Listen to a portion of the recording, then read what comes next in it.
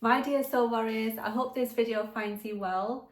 Wow, we've hit 3,000 subscribers and it's all because of you. It's literally the audience that gives the channel its platform.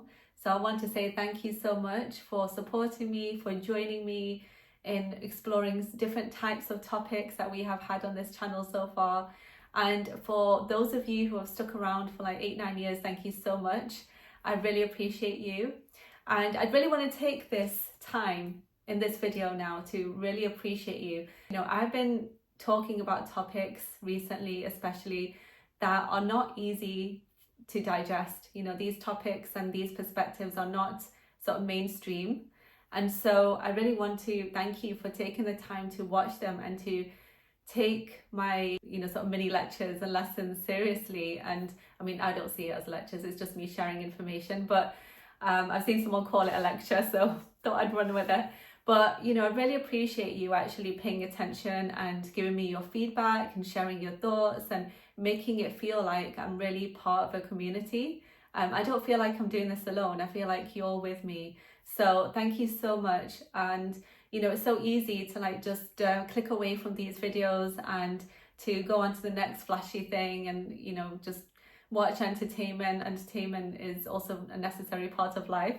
But I really appreciate that you have taken the time out of your day to watch my videos, to pick up any lessons that you have found in there. Some of them may have challenged your beliefs and your own thinking, but you were open-minded enough and you had that humility to listen to somebody you don't even know talking about a topic that is a little taboo. So thank you so much for doing that, for being so respectful and for watching my videos with dignity and respect. I really appreciate that, and I want to commend you for that. I also want to ask here, if there are some topics that you want me to talk about. I do have a lot of topics on my list, and I tend to get a bit carried away with ideas and writing, and honestly, like my right wrist is actually hurting recently because I've been doing so much typing and so much editing, and I didn't want to highlight the fact that I have been uploading videos every day for like the past almost 2 weeks,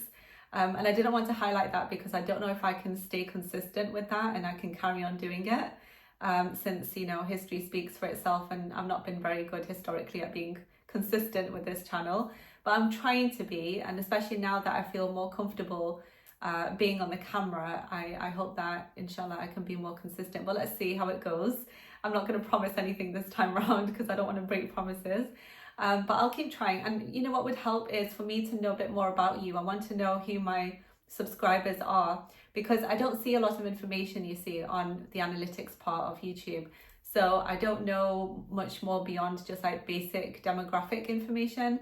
Like I'll see, age ranges, etc. And there's quite a good spread of age groups that are like watching and countries that are watching. Apparently a quarter of my audience is from the UK, and then I've got something like 12% from the USA, and about, I think it was like 10% from India, and like a similar amount from Canada. So I know I've got quite a split, but I would really love to know like what your interests are and what you like, or what you enjoy watching, and what sort of topics you want me to cover. That would be really great, because then I can try and find out what the pattern is and what most people are interested in, and then I can try and like cater my content to you better. And I'm really, really excited to host a live next weekend, inshallah, and I hope that you can make it. I did post a poll to find out what times would be more suitable for you. So if you've not already gone into the poll and voted, then please go there and do that. And then, I can find out which date is most popular, and then I can, pick that date and post in advance so that when it will be. And inshallah, I will then see you there. And I'm really excited. And even if I think it's not going to be a lot of people there, judging from the numbers of people that are voting. But even if it's a small, intimate gathering, I'm fine with that. I'm good with that. I would just really like to talk to at least some of you that have subscribed to me. Some of the conversation around the topic that I've been talking about recently, which is Zena. I just wanted to highlight a few things because I've noticed, I've read many of the comments. I think I've read all of the comments so far, And there were a few things that I thought I should also mention in this video just to clarify or shed a bit more light on this topic. A lot of people are saying, well, not a lot of people, a few people have said that Yusuf alayhi salam, he was exceptionally good in his character and he was also exceptionally good looking. And so he's not somebody that we can really aspire to be because, we can't emulate his character and we can't have the strength that he has demonstrated.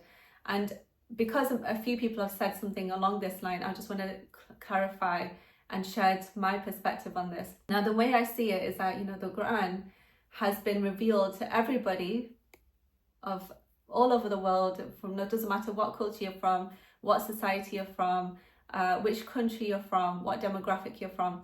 It's been revealed to everybody. There's no race in being Muslim. There's no ethnicity in being Muslim. It's for everybody.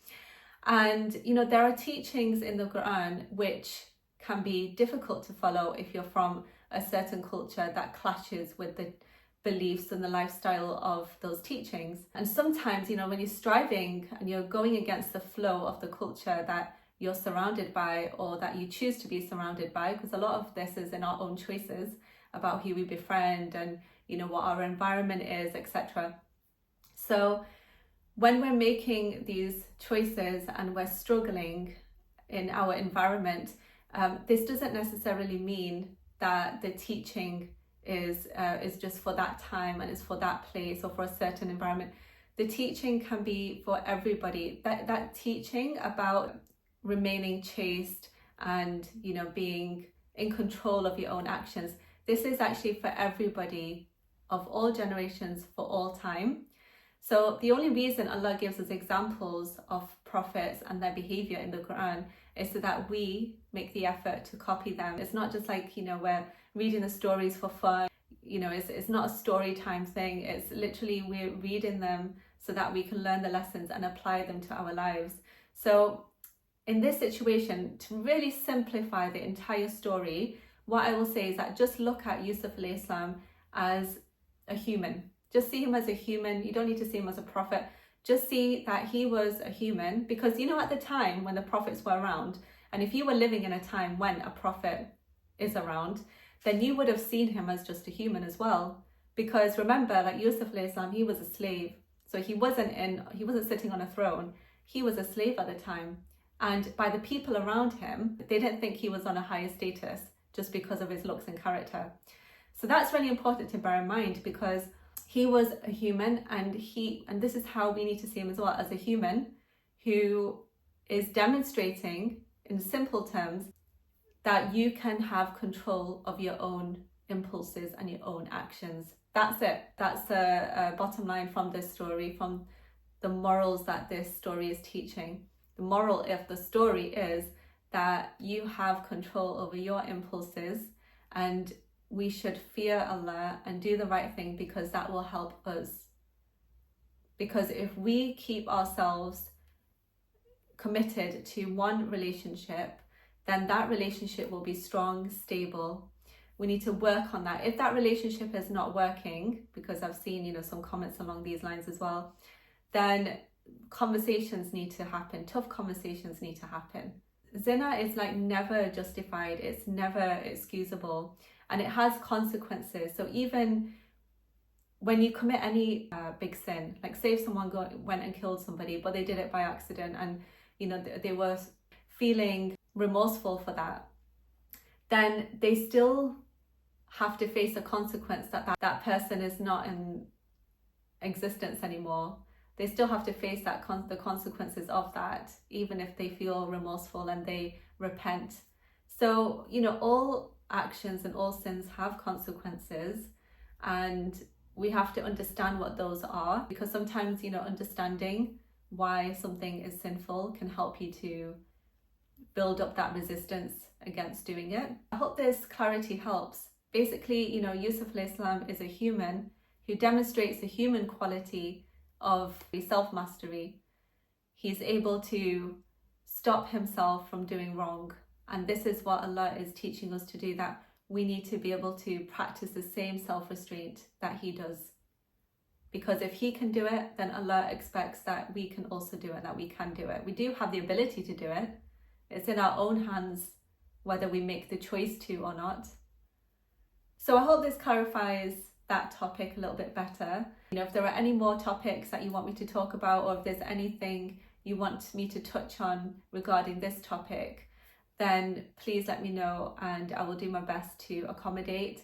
I want to thank you again for watching my videos and for joining me on this YouTube journey. And also let me know if you would like to see content like, would you like to see travel vlogs? Would you like to see something on health and well-being? Feel free to drop a comment. If you like my videos, please do subscribe, like and share them. And inshallah, I'll see you in the next video. Take care.